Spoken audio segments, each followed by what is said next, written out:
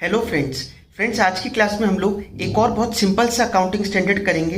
Accounting standard 12 accounting for government grants. बहुत simple सा और बहुत छोटा सा अकाउंटिंग स्टैंडर्ड है, बहुत जल्दी खत्म हो जाएगा। तो आइए विदाउट वेस्टिंग टाइम शुरू करते हैं। देखिए, पहले समझते हैं गवर्नमेंट ग्रांट होती क्या है। ग्रांट देने का मतलब है, जो गवर्नमेंट ग्रांट दे रही है इसका मतलब गवर्नमेंट बिजनेसेस को हेल्प कर रही है। ठीक है, अब वो हेल्प क्यों करेगी, उसके बहुत सारे रीजन हो सकते हैं। देखिए, कई आपने बचपन से हम लोग पढ़ते हुए आ रहे हैं कि इंडिया में प्राइमरी सेक्टर और टर्शरी सेक्टर, सर्विस सेक्टर भी जिसको बोलते हैं, वो तो बहुत अच्छा है, लेकिन मैन्युफैक्चरिंग सेक्टर इतना ज़्यादा कंट्रीब्यूट नहीं कर पाता जीडीपी में। तो मैन्युफैक्चरिंग सेक्टर को बढ़ावा देने के लिए गवर्नमेंट क्या कहती है कि अगर आप यहाँ पर अपना प्लांट लगाओगे, कोई मैन्युफैक्चरिंग करोगे, तो हम लोग आपको बहुत सारी सब्सिडीज वगैरह देंगे। ठीक है, कई बार क्या होता है, कुछ स्टेट गवर्नमेंट्स भी कहती हैं कि अगर आप, जैसे कई हमारे जो बैकवर्ड रीजन्स होते हैं, बिहार है, उड़ीसा है, वहाँ पर गवर्नमेंट कहती है कि अगर ये आप यहाँ पर आकर, यूपी में भी ऐसी पॉलिसी है कि आप यहाँ पर आकर अपना मैन्युफैक्चरिंग प्लांट लगाते हो तो आपको कुछ सब्सिडीज दी जाएंगी। ठीक है, तो गवर्नमेंट ग्रांट की सबसे पहले डेफिनेशन पढ़ते हैं AS 12 के हिसाब से। Government grants or assistance by government, assistance है, हेल्प कर रही है गवर्नमेंट, इन कैश, या तो पैसे में या फिर इन काइंड। तो जरूरी नहीं है वो कैश में ही करे, काइंड में भी कर सकती है, जैसे आपको कोई असेट प्रोवाइड कर दे। ठीक है, to an enterprise for past और future compliance with certain conditions. It include subsidies, cash incentives, duty drawbacks etcetera by the government. ठीक है, तो हम देखिए जिसमें भी अमाउंट इन्वॉल्व है वो हम AS 12 में पढ़ते हैं। गवर्नमेंट कई बार और भी बेनिफिट्स देती है, जैसे टैक्स माफ कर दिया 5 साल तक कि आपके ऊपर कोई टैक्स नहीं लगेगा, इनकम टैक्स, तो वो आप अपने इनकम टैक्स में, टैक्स सब्जेक्ट में पढ़ोगे। ठीक है, this standard does not deal with, इस स्टैंडर्ड में क्या क्या डील नहीं होता।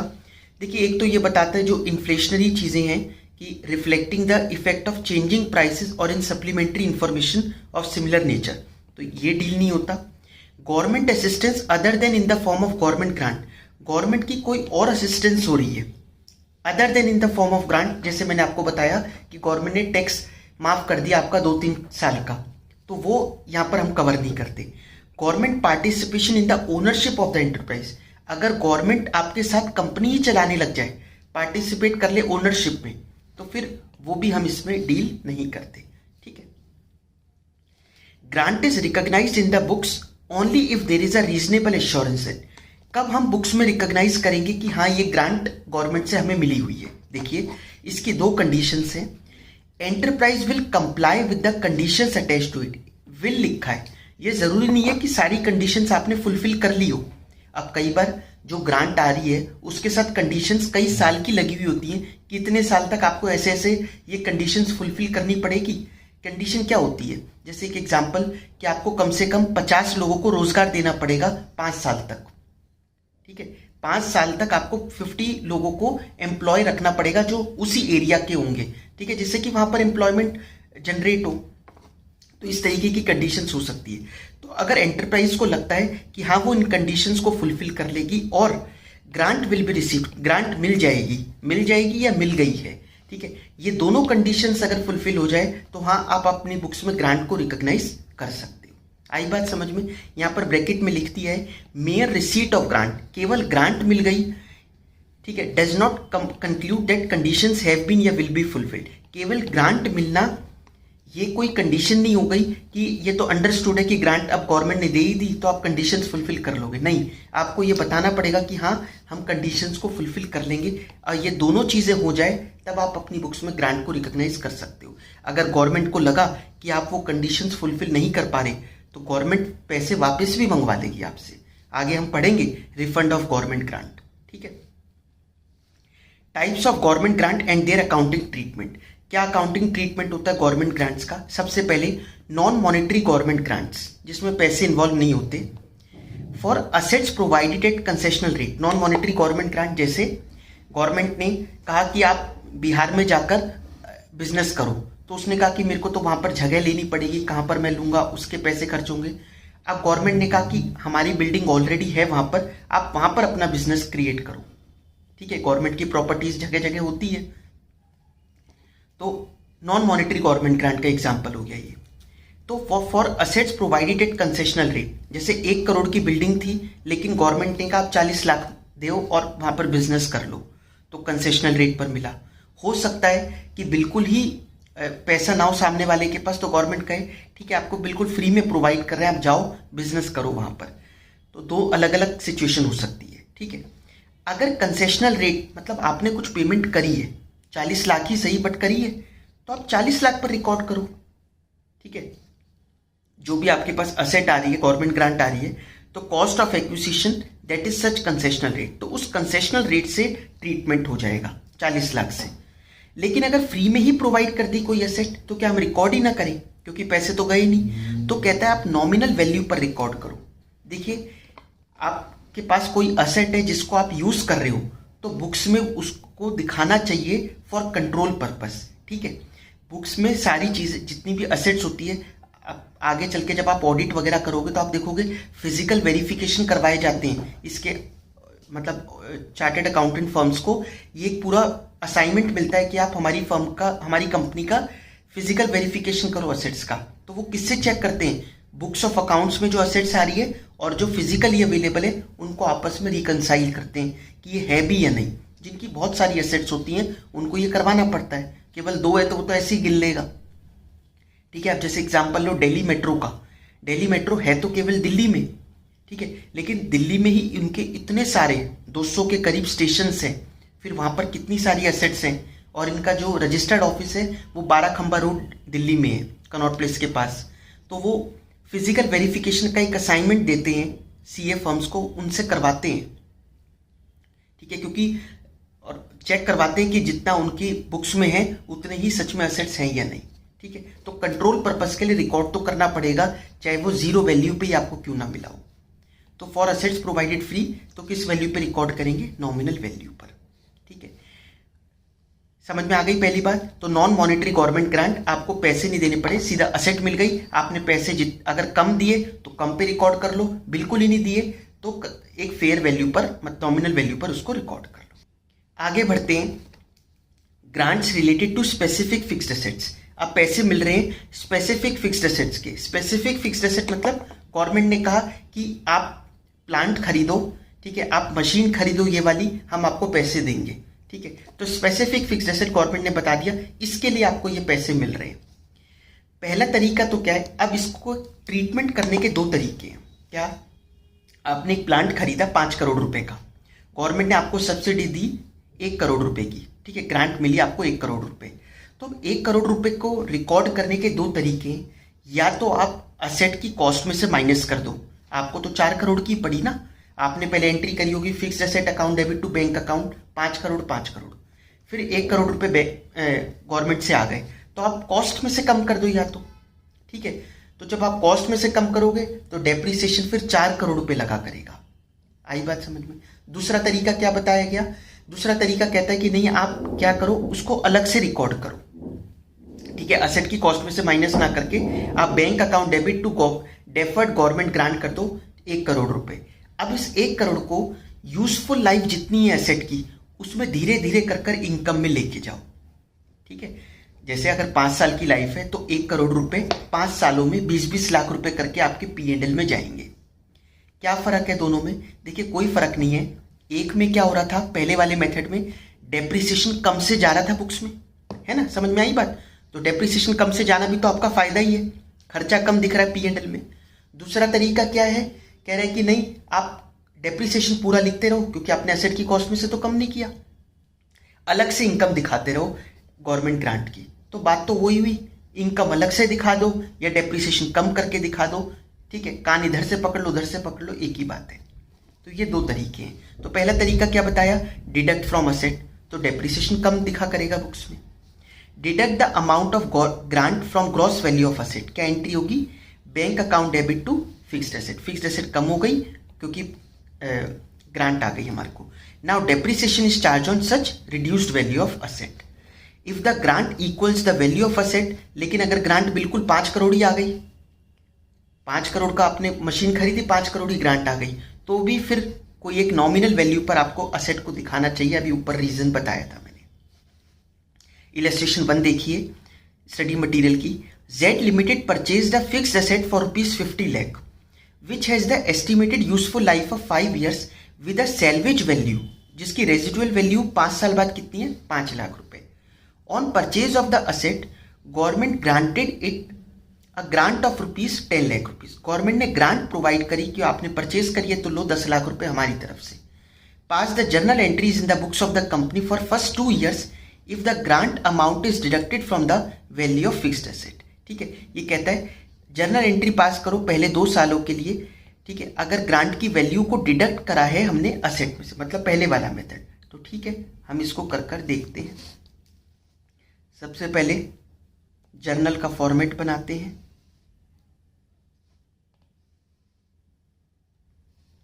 जर्नल का फॉर्मेट आपको पता ही होगा. सबसे पहले क्या आती है, डेट. ठीक है,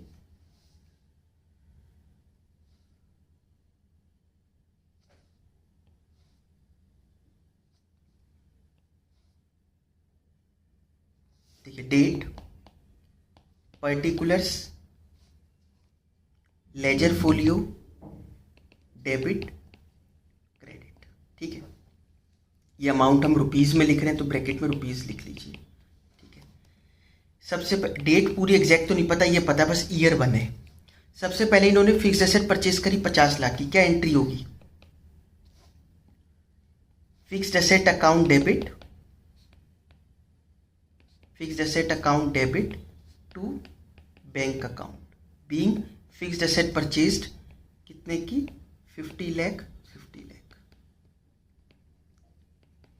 ठीक है, फिक्स्ड एसेट परचेज करी, नरेशन लिख देना, बीइंग फिक्स्ड एसेट परचेज्ड. फिर ग्रांट आ गई 10 लाख रुपए की. क्या एंट्री होगी, bank account debit to fixed asset account कितने की, 10 लाख रुपए की. Being grant receive from government worth rupees 10 lakh. ठीक है, नेक्स्ट एंट्री, अब डेप्रीसिएशन लगेगा साल के एंड में. ठीक है, डेप्रीसिएशन अकाउंट डेबिट,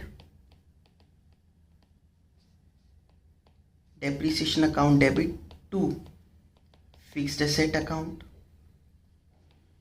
कितना लगेगा डेप्रीसिएशन, देखिए आपने ना 50 लाख की तो खरीदी थी, उसमें से 10 लाख रुपए तो गवर्नमेंट ने दी थी, तो फिक्स्ड एसेट वैसे ही कम हो गई. 2 फिक्स्ड एसेट का तो कम हो गई ना. ये तो कॉस्ट हो गई, minus salvage value. Salvage value कितनी है, 5 lakh, divided by life. Life कितनी है, 5 years की. तो 40 माइनस 5, 35 लाख डिवाइड, तो 7 लाख रुपए का डेप्रीसिएशन लगेगा हर साल. ठीक है, अब इस 7 लाख को आप, ये जो 7 लाख का डेप्रीसिएशन लगाया इसको P&L में ट्रांसफर कर दो. ये कंपनी है Z लिमिटेड, तो कंपनी P&L अकाउंट नहीं बनाती, स्टेटमेंट बनाती है. Statement of P&L debit to depreciation 7 lakh. आई बात समझ में. ईयर 2 में क्या होगा, ईयर 2 में कुछ नया असेट में कोई चेंज तो आ नहीं रहा, बस एक डेप्रीसिएशन लगेगा साल के एंड में.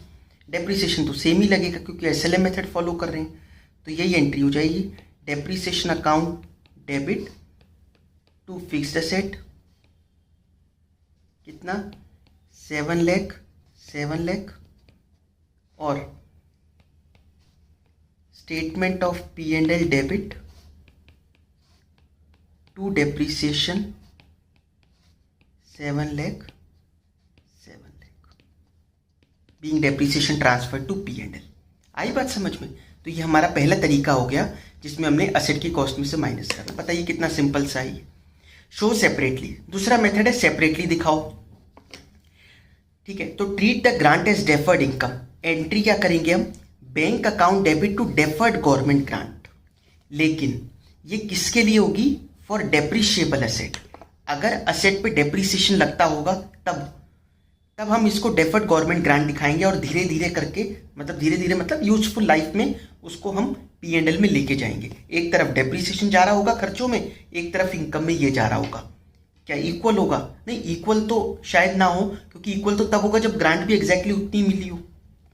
तो इक्वल तो नहीं, कम हो सकता है लेकिन उतना ही प्रोपोर्शनेटली थोड़ा थोड़ा करके वो रिड्यूस कर रहा है। एक तरफ खर्चा दिख रहा है, एक तरफ आपकी इनकम, तो आपका P&L पे बोझ कम हो गया। लेकिन अगर नॉन डेप्रिशिएबल एसेट है, तो जब नॉन डेप्रिशिएबल एसेट है तो खर्चा तो जा ही नहीं रहा P&L में डेप्रिसिएशन का, तो हम इनकम क्यों लेके जाएं? जब खर्चा ही नहीं गया तो इनकम भी कैसे दिखा सकते हो आप? तो फिर क्या होगा? तो ये आपका एक कैपिटल प्रॉफिट हो गया। कहाँ जाएगा? कैपिटल रिजर्व में। Bank account debit to capital reserve. समझ में आई बात? सिंपल सी बात है भाई। लॉजिक लग रहा है कि अगर आप खर्चा लेके जाते हो डेप्रिसिएशन का, तभी तो इनकम भी लेके जाओगे। जब आप कोई खर्चा ही नहीं लेके जाते, नॉन डेप्रिशिएबल एसेट है। नॉन डेप्रिशिएबल एसेट कौन सी होती है? लैंड। लैंड की एक इंडेफिनिट पीरियड की लाइफ होती है, ठीक है। तो इस केस में जब आप खर्चा ही नहीं लेके जा रहे तो आप इनकम भी मत लेके जाओ। तो या तो bank to deferred government grant, और नॉन डेप्रिशिएबल हुई तो बैंक टू कैपिटल रिजर्व। आई बात समझ में? और अगर डेप्रिशिएबल एसेट है वो ऊपर बता ही दिया, धीरे धीरे करके P&L में जाएगा, deferred government grant to P&L। तो आइए इलस्ट्रेशन 2 देखते हैं स्टडी मटेरियल की। Z limited purchased a fixed asset for ₹50 lakh which has the estimated useful life of 5 years with a salvage value of 5 lakh rupees. On purchase of the asset, government granted it a grant for ₹10 lakh. Journal entry pass करनी है in the books of the company for first 2 years if the grant is treated as deferred income. Grant को क्या treat कर रहे हैं? Deferred income. तो ठीक है, जर्नल बनाते हैं हम लोग। क्वेश्चन तो ये सेम ही है, इलस्ट्रेशन 1 में भी यही थी फिगर्स, ठीक है। बस वहां पर असेट की कॉस्ट में से माइनस करवा रहा था, यहां पर नहीं करवा रहा।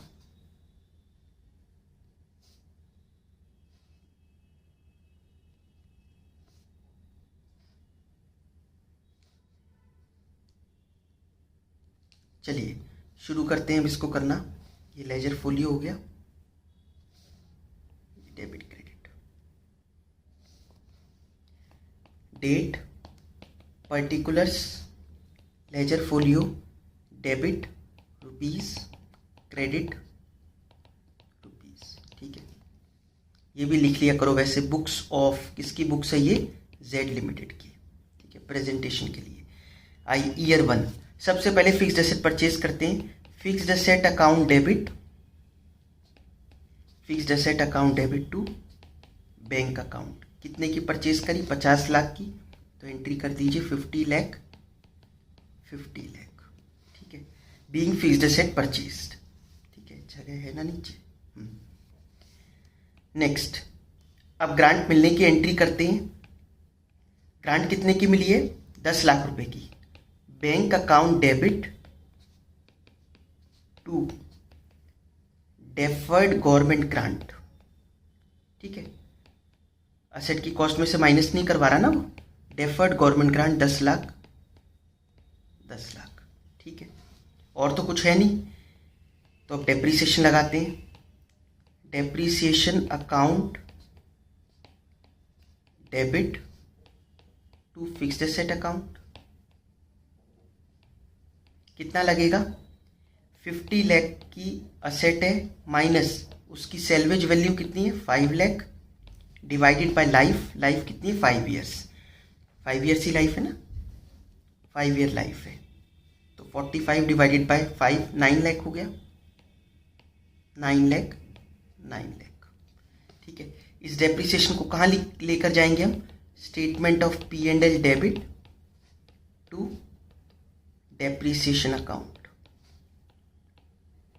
9 लाख, 9 लाख, ठीक है। और अब देखिए, ये जो डेफर्ड गवर्नमेंट ग्रांट है ओवर द यूजफुल लाइफ, इसको इनकम में लेकर जाते हैं, अभी समझाया था।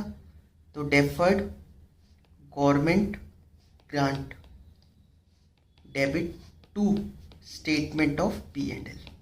कितने रुपए जाएंगे? ये जाएंगे, कितने रुपए मिले थे हमें? 10 लाख रुपए। तो 10 lakh divided by useful life कितनी है? 5 लाख। तो 2-2 लाख रुपए करके जाएंगे। 2 लाख, 2 लाख। तो अभी भी तो 7 लाख का ही खर्चा गया P&L पे। 9 डेप्रिसिएशन गया, 2 लाख रुपए इनकम में गए, ऊपर भी 7 लाख रुपए ही जा रहा था, ठीक है। तो बस तरीका अलग अलग है, ठीक है। रिजल्ट तो उसका सेम ही है। आइए अब ईयर 2 में चलते हैं। ईयर 2 में तो केवल सीधा डेप्रीसिएशन लगाइए पहले, कोई और नई परचेज तो हो नहीं रही।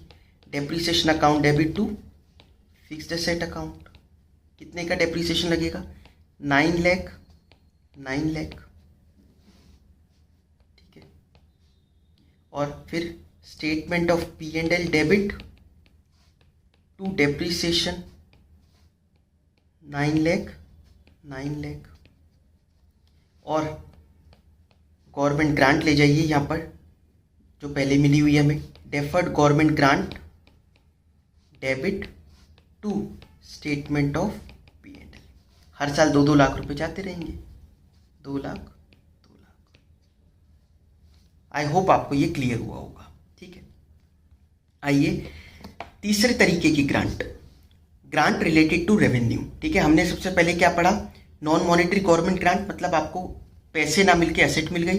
दूसरी, असेट के लिए पैसे मिले। तीसरा, खर्चों के लिए पैसे मिल रहे हैं आपको, ठीक है, कि आप वहां पर जा रहे हो, वहां पर आप अपना बिजनेस करोगे तो उस जगह पे जो आपके खर्चे होंगे उसके लिए गवर्नमेंट आपको कुछ असिस्टेंस प्रोवाइड कर रही है, ठीक है। गवर्नमेंट ग्रांट का मतलब क्या था? असिस्टेंस। AS 12 की डेफिनेशन पढ़ी थी ना हमने। तो ग्रांट रिलेटेड टू रेवेन्यू, तो अगर खर्चों के लिए आपको ग्रांट मिल रही है तो 2 तरीके हैं, या तो उस ग्रांट को इनकम में दिखा दो, या फिर जो जिस पर्टिकुलर खर्चे के लिए वो मिल रही है उस खर्चे में से माइनस करके दिखा दो, ठीक है। अब उस खर्चे में से माइनस ज़्यादा तो होगा नहीं, ऑब्वियसली गवर्नमेंट भी इतना बेवकूफ़ी तो करेगी नहीं कि अगर आपका 5 लाख रुपए का खर्चा है तो गवर्नमेंट आपको 5,10,000 रुपये दे, 5 लाख ही देगी या उससे कम देगी। तो इसलिए आप या तो उसकी कॉस्ट में से कम करके भी दिखा सकते हो, ठीक है। तो directly show the grant in income या फिर डिडक्ट फ्रॉम रिलेटेड एक्सपेंस करके देखते हैं इलस्ट्रेशन 4 को। X Limited runs a charitable hospital. It incurs salary of doctors, staff, etc. to the extent of 30 lakh rupees per annum. उनको salary वगैरह का खर्चा होता है 30 लाख रुपए, ठीक है, हर साल का। As a support the local government grants a lump sum payment of 90 lakh to meet the salary expense for a period of 5 years, ठीक है। इन्होंने 5 साल के पैसे एक बार में दे दिए, लमसम एक बार में 90 लाख रुपए आपको दे दिया कि चलो 5 साल तक आप सैलरियां बांटोगे, ठीक है, अपने स्टाफ को, तो उसके लिए ग्रांट मिल गई।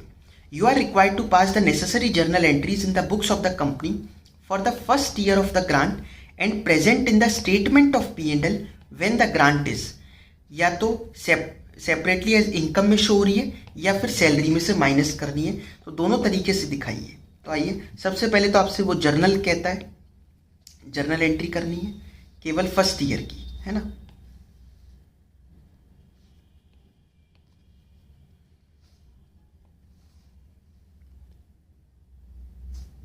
तो date, particulars,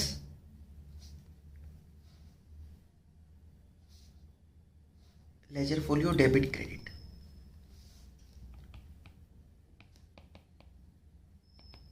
particulars LF debit rupees में और क्रेडिट रुपीस, ठीक है।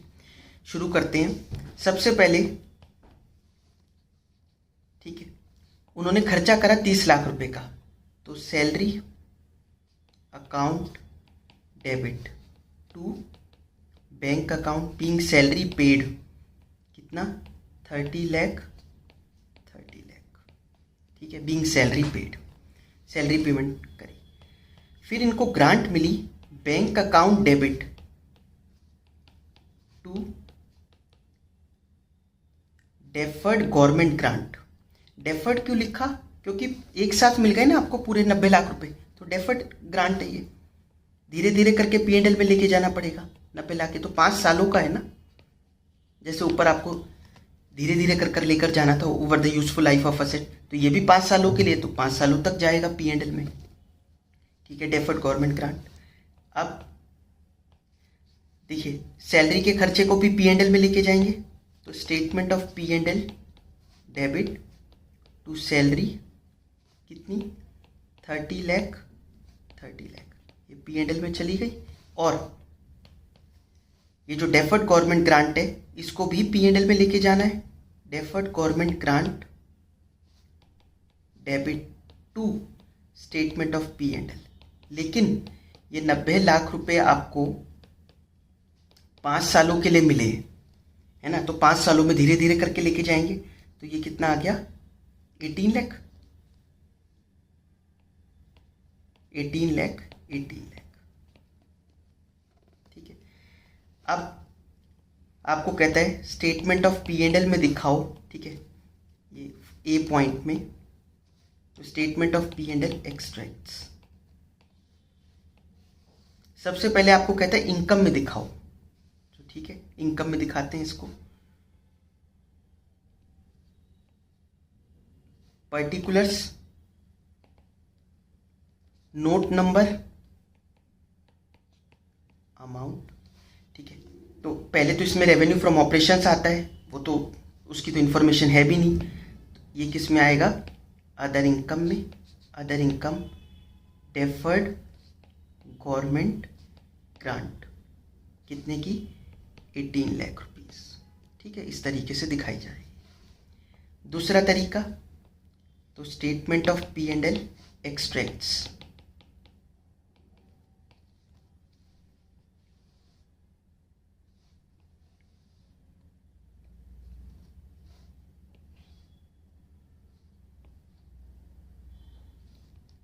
पर्टिकुलर्स, नोट नंबर और अमाउंट। ठीक है, ये एक्सपेंसेस में आएगा क्या, एम्प्लॉय बेनिफिट एक्सपेंस। एक एम्प्लॉय बेनिफिट एक्सपेंस, आपने फाइनेंशियल स्टेटमेंट वाली क्लासेस देख ली होगी ना। एम्प्लॉय बेनिफिट एक्सपेंस में अमाउंट कितना आ रहा होगा, सैलरी कितने की है 30 लाख रुपए की। ठीक है, तो 30 लाख का आ रहा होगा, उसमें से लेस डेफर्ड गवर्नमेंट ग्रांट कितने की मिली हुई है 18 लाख रुपए, माइनस कर दिखा दोगे तो खर्चा कितना गया 12 लाख। वैसे भी तो 12 लाख ही जा रहा था। ठीक है, यहाँ पर 18 लाख जा रहा था और 30 लाख का खर्चा जा ही रहा है सैलरी का। ठीक है, आ गई बात समझ में आप लोगों को।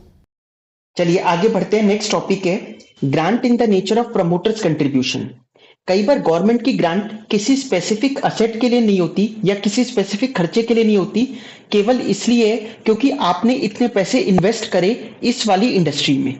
ठीक है, तो गवर्नमेंट एक प्रमोटर कंट्रीब्यूशन की तरह दे रही है, मतलब कैपिटल इन्वेस्ट कर रही है आपके बिजनेस में। आपने एक बिजनेस वहां पर सेटअप करा और गवर्नमेंट कैपिटल में कंट्रीब्यूशन दे रही है कि इतने पैसे हमारे रखो, क्योंकि आपने इस जगह पर ये इंडस्ट्री लगाई। तो आपने बहुत सारे फैक्टर्स पर काम कर लिया, आपने वहां के लोगों को रोजगार दिया, इस इंडस्ट्री में भी कंट्रीब्यूट करोगे। और मैन्युफैक्चरिंग सेक्टर की ऐसे ऐसे अगर और लोग भी करेंगे तो मैन्युफैक्चरिंग सेक्टर अल्टीमेटली कंट्रीब्यूट करेगा जीडीपी में।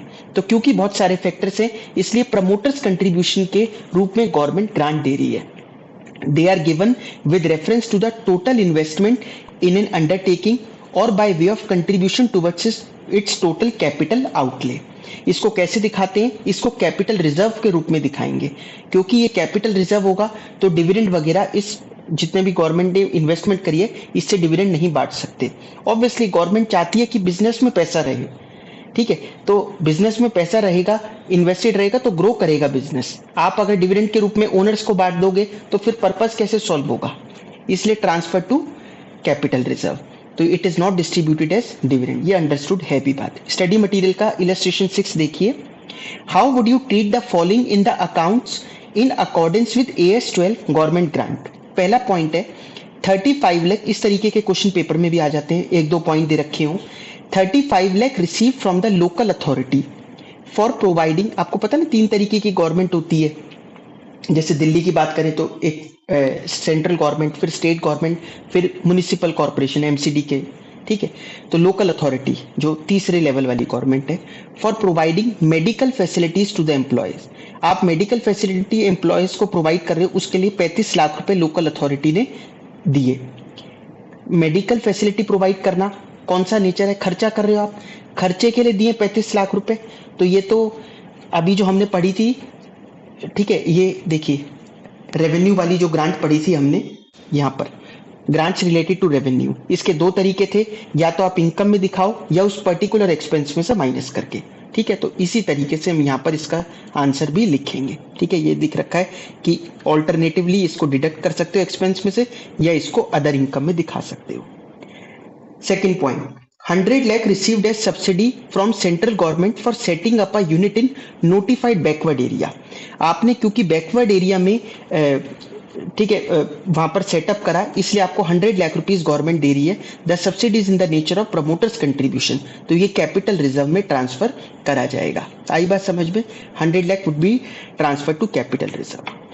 आइए अब इंपॉर्टेंट चीज पर चलते हैं, रिफंड ऑफ गवर्नमेंट ग्रांट।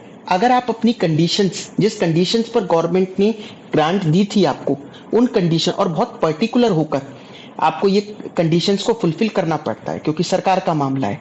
अगर आप इनको फुलफिल नहीं कर पाए तो गवर्नमेंट एक लेटर भेज के आपको सारे पैसे जो गवर्नमेंट ने दिए थे सारे या कुछ पोर्शन उसका मंगवा सकती है। वो गवर्नमेंट डिसाइड करेगी कि कितना हो सकता है। आपकी कुछ ऐसी कंडीशंस थी 5 साल तक करनी थी, 2 साल तक आपने करी, तीसरे साल से आपने वो कंडीशन फुलफिल करना छोड़ दिया, तो 2 साल के तो पैसे प्रोपोर्शनेटली आपके हुए, तो तीसरे साल से जो बचा वो पैसा गवर्नमेंट आपसे मंगवा लेगी।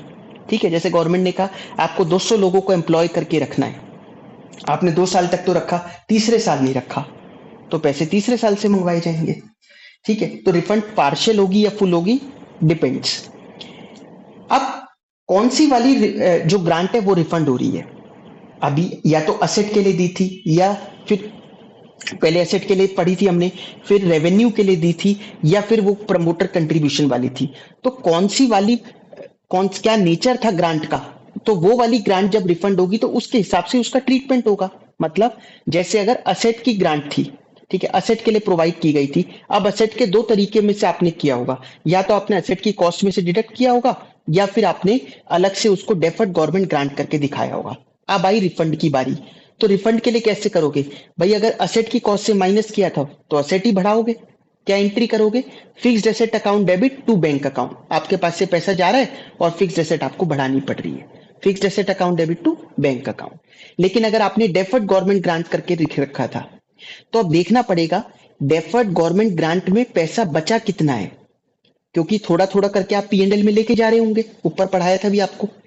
तो जितना डेफर्ड गवर्नमेंट ग्रांट के लेजर में पड़ा है उतना वो डेबिट कर दो, जितना नहीं पड़ा, जितना आप पीएनएल में ले गए थे इनकम बना के, तो आप पीएनएल डेबिट करो क्योंकि खर्चा बनाओ उसको।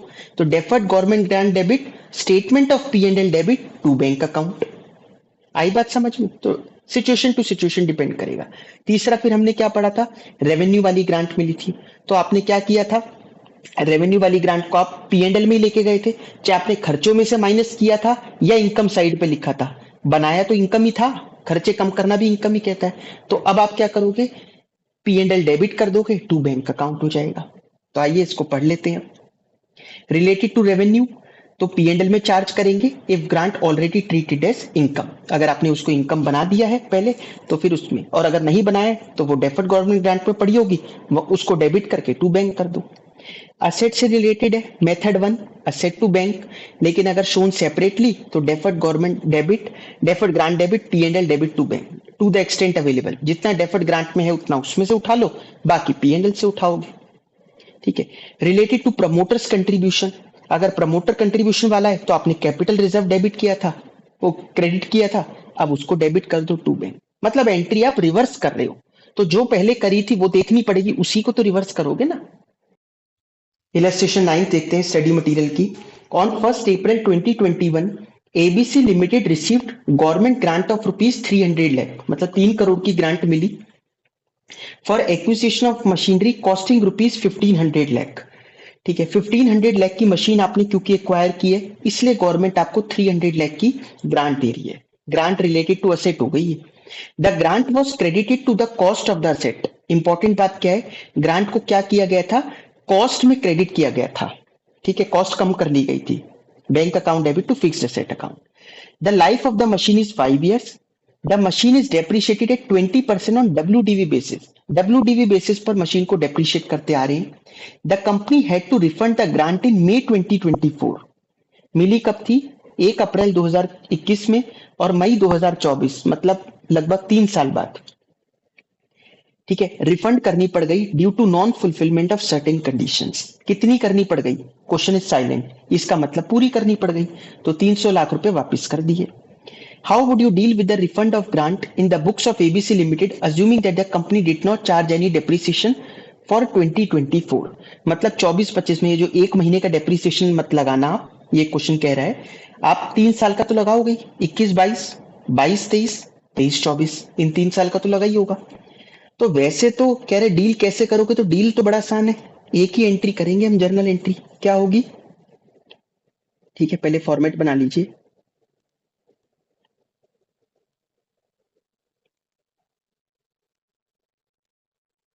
पर्टिकुलर्स डेबिट क्रेडिट, ठीक है, देखिए क्या गया, date, particulars, ledger folio, debit credit. Entry क्या होगी, पैसे रिफंड कर रहे हैं हम, तो fixed asset account debit, fixed asset की कॉस्ट बढ़ा लो क्योंकि पहले आपने वही कम की थी, ठीक है, टू बैंक अकाउंट, ठीक है, बीइंग गवर्नमेंट ग्रांट रिफंडेड, ठीक है, वो हमने रिफंड कर दी। कितने की कर दी, तो यहां पर लिख दीजिए आप रुपीज इन लैख, ठीक है, थोड़ा बड़ा लिख देना, रुपीज इन लैख। 300 लाख की है तो 300 कब करी, 2024 में, ठीक है। तो एंट्री करना कोई बहुत बड़ी चीज नहीं है, लेकिन क्या है इंपॉर्टेंट कि अब उसकी कॉस्ट कितनी हो जाएगी फिक्स एसेट की, जब आप वापस कर दोगे तो फिक्स एसेट की वैल्यू कितनी हो जाएगी वो निकाल लेते हैं, ठीक है। Calculation of fixed assets book value after refund of grant. वैसे तो स्टडी मटेरियल में क्वेश्चन थोड़ा ढंग से नहीं बना रखा, इसने ये नहीं बताया करना क्या है, हाउ विल यू डील, तो डील तो हो गया ये जर्नल एंट्री, लेकिन पेपर में स्पेसिफिकली पूछेगा आपको क्या करना है। तो वैल्यू अगर पूछे तो क्या कैसे निकालेंगे हम, देखिए सबसे पहले कॉस्ट क्या थी, मशीन नहीं, हाँ, cost of machine on 1 April 2021 कितनी कॉस्ट थी, 1500 लाख की, तो रुपीज इन लैख लिख देते हैं इसको हम लोग, ठीक है, 1500 की थी, लेस जो गवर्नमेंट की ग्रांट मिली थी आपको वो आपने इसी में से माइनस की थी, वो कितनी मिली थी, वो मिली थी हमें 300 लाख की, तो वो 300 लाख की थी, वो माइनस करी थी, ठीक है। तो कॉस्ट आफ्टर ग्रांट, अब लेस डेप्रीसिएशन फॉर 21-22 का डेप्रीसिएशन लगाया होगा, कितना लगाया होगा, 1200 की वैल्यू पर 20% लगाया होगा WDV बेसिस पर, ठीक है, तो 20% लगाया होगा, तो ये हो गया 240, ठीक है। तो बुक वैल्यू, अब कॉस्ट वर्ड थोड़ी ना लिखेंगे, कॉस्ट तो एक ही होती है, जिस पे आपने खरीदा वो वाली कॉस्ट थी। अब बुक वैल्यू ऑन 1 अप्रैल 2022 कितनी आ गई, ठीक है, 1200 में 240 चलेगा, ये आ गई 960 की। अब लेस डेप्रीसिएशन फॉर 2022-23, अब 22-23 का डेप्रीसिएशन लगेगा, कितना लगेगा, अब 960 का 20% लगेगा, ठीक है, 960 का 20% लगेगा, तो ये लगा 192,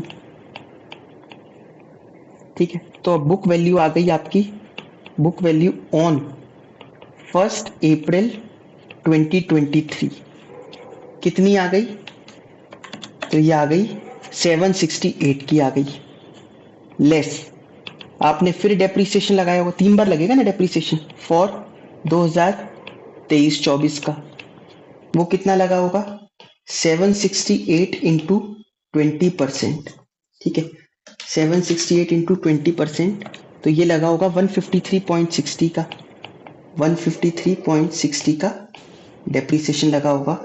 तो बुक वैल्यू ऑन 1 अप्रैल 2024 आ गई, कितनी आ गई, ये आ गई 614.40, ठीक है, ठीक है। अब add refund of grant, grant आपने रिफंड कर दी, वो इसमें ऐड कर दो, कितनी रिफंड करी, 300 की करी है, ठीक है, तो अब बुक वैल्यू ऑन, ठीक है, कब करिए, मई में करिए ना, और तो 31 मई 2024 ये हो गई 914.40 रुपीज इन लैख, तो है ही है। आई बात समझ में? इस तरीके से हम दिखाएंगे फिक्स एसेट। अच्छा, अगर हमने फिक्स एसेट की कॉस्ट में से माइनस करा था या हमने अलग से दिखाया था उसको डेफर्ड गवर्नमेंट ग्रांट करके, जब रिफंड हो रही है तक तो क्या कोई फर्क पड़ रहा है? कोई फर्क नहीं पड़ रहा। देखिए, जैसे अगर आपने डेप्रीसिएशन 2 साल तक कम लिखा था, 2 साल बाद गवर्नमेंट ने अपने पैसे वापस मंगवा लिए, तो 2 साल तक आपने फायदा उठाया पीएनएल में ले जाकर, ठीक है, आप पीएनएल में लेके गए डेप्रीसिएशन कम करके, कम डेप्रीसिएशन गया, लेकिन जब थर्ड ईयर में गवर्नमेंट ने फिर से पैसे मंगवा लिए अपने, तो थर्ड ईयर से डेप्रीसिएशन फिर बढ़ जाएगा, तो जितना फायदा आपको 2 सालों में हुआ था उतना ही नुकसान आगे हो जाएगा, नलीफाई हो जाएगा। तो आप ये मत सोचना कि हम तो पीएनएल में ले गए थे, हमने तो पीएनएल में फायदा उठा लिया था, अब गवर्नमेंट ग्रांट मंगवा रही है, नहीं। अल्टीमेटली आप देखोगे तो इम्पैक्ट वही पड़ा, आपने 2 साल फायदा उठाया पीएनएल में लेके गए, लेकिन आगे के पीएनएल में नुकसान में भी तो आएगा, तो जितनी इनकम दिखाई थी उतनी नुकसान दिखा दोगे, आगे डेप्रिसिएशन बढ़ा के दिखा दोगे। अगर आपने डेफर्ड गवर्नमेंट ग्रांट में लिख रखा था तो डेफर्ड में जितना पड़ा है वो तो आप वैसे ही डेबिट कर रहे हो, अगर आप इनकम में ले गए थे तो आप पीएनएल डेबिट कर रहे हो, तो बात वहीं की वहीं आ गई घूम फिर के, ठीक है। तो ये मत सोचना कि पहले पीएनएल में फायदा उठा लिया, उतना ही नुकसान भी हो रहा है आगे। इलस्ट्रेशन 10 देखते, A limited purchased a machine for rupees 40 lakh, useful life है 4 years and residual value rupees 8 lakh, government grant received is rupees 16 lakh, इसमें गवर्नमेंट की ग्रांट कितनी मिल रही है? 16 लाख की। Show the journal entry to be passed at the time of refund of grant in the third year and value of fixed asset if grant is credited to fixed asset, अगर आपने fixed asset में credit करी थी तो बताओ, और अगर आपने ग्रांट को डेफर्ड ग्रांट में क्रेडिट किया था तो बताओ। तो ये कहता है रिफंड के टाइम पे क्या एंट्री होगी ये बतानी है। तो मैंने कहा ना, एंट्री तो बड़ा सिंपल है, एंट्री के लिए क्या कैलकुलेशन करनी है? एंट्री के लिए तो सीधा या तो फिक्स से डेबिट टू बैंक या फिर डेफर्ड वाले केस में वो देख लेते हैं क्या होगी, मतलब थोड़ा पीएनएल में जाएगा, थोड़ा डेफर्ड से डेबिट होगा टू बैंक अकाउंट, तो वो तो कोई बहुत इंपॉर्टेंट नहीं है। लेकिन और क्या पूछा? फिक्स्ड एसेट की वैल्यू भी बतानी है, तो वो आपको कैलकुलेट करके निकालनी पड़ेगी। तो आइए शुरू करते हैं इसको, थोड़ा ये हटा देता हूं दिखे जिससे। देखिए, पहले केस में अगर आपने फिक्स्ड एसेट में ही क्रेडिट करा था तो आप फिक्स्ड एसेट ही डेबिट करो, fixed asset to bank 16 lakh रुपए वापस कर दिए। वैल्यू कितनी आएगी? तो उसके लिए देखिए इन्होंने वर्किंग नोट बना रखा है, वैसे आप वर्किंग नोट छोड़ो, आप खुद सोचो। 40 लाख रुपए, ठीक है, इसकी कॉस्ट थी, पहले ग्रांट मिली थी 16 लाख रुपए, ठीक है, 16 लाख रुपए ग्रांट मिली थी, तो ये 24 लाख की हो गई थी। अब जब आपने डेप्रिसिएशन लगाया होगा तो 24 माइनस रेजिडुअल वैल्यू कितनी थी? 8 लाख, ठीक है, तो ये कितना 16, तो 16 लाख पर आपने डेप्रिसिएशन लगाया हो, कितने साल की लाइफ थी इसकी? 4, तो हर साल 4-4 लाख रुपए आप डेप्रिसिएशन लगाते जा रहे हो, 2 साल तक लगाया है। ये कह रहे हैं हम रिफंड कर रहे हैं ग्रांट को थर्ड ईयर में, बट थर्ड ईयर में कब? स्टार्टिंग में, एंड में? ये तो बताया नहीं, तो बिगिनिंग मान लेते, बिगिनिंग में कराया, तो 2 साल का डेप्रिसिएशन लगाया 4-4 लाख रुपए, मतलब 8 लाख रुपए डेप्रिशिएट कर चुके हो आप। आपने वैल्यू दिखाई थी 24 लाख, समझ में आ रहा है ना, 40 की खरीदी थी, 16 की ग्रांट थी, तो 24 लाख दिखाई थी।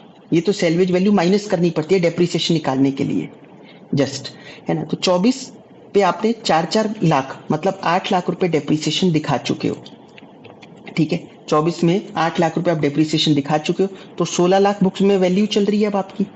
जब आप रिफंड कर दोगे तो रिफंड के बाद आपकी वैल्यू 32 लाख हो जाएगी, ठीक है, वही चीज यहां पर बता रखी है।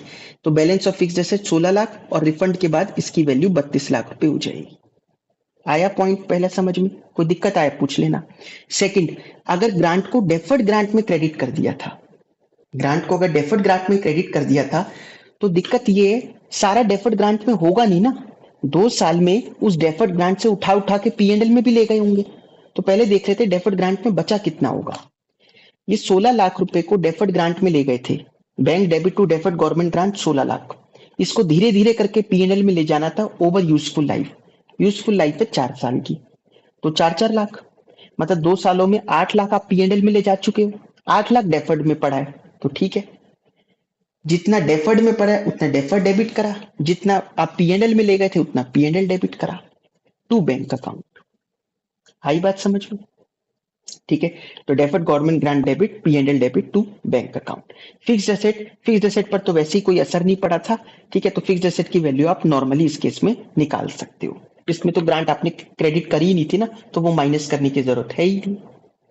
ठीक है, इसके बाद डिस्क्लोजर होते हैं। डिस्क्लोजर में क्या क्या देना होता है, अकाउंटिंग पॉलिसी आपने कौन सी अडॉप्ट करी गवर्नमेंट ग्रांट की, इतने सारे तरीके बताए, जैसे including the method of presentation in the financial statements, nature and extent of government grant, grant किस नेचर की आई है आपको recognise in the financial statements, including grant of non monetary assets, अगर कोई नॉन मॉनेटरी एसेट दे दी government ने कि जैसे बिल्डिंग दे दी, उसमें आप अपने बिजनेस चला रहे हो एट अ कंसेशनल रेट या फिर फ्री ऑफ कॉस्ट, ये भी डिस्क्लोज करना होता है। आई बात समझ में? ये था accounting standard 12, accounting for government grants. Thank you.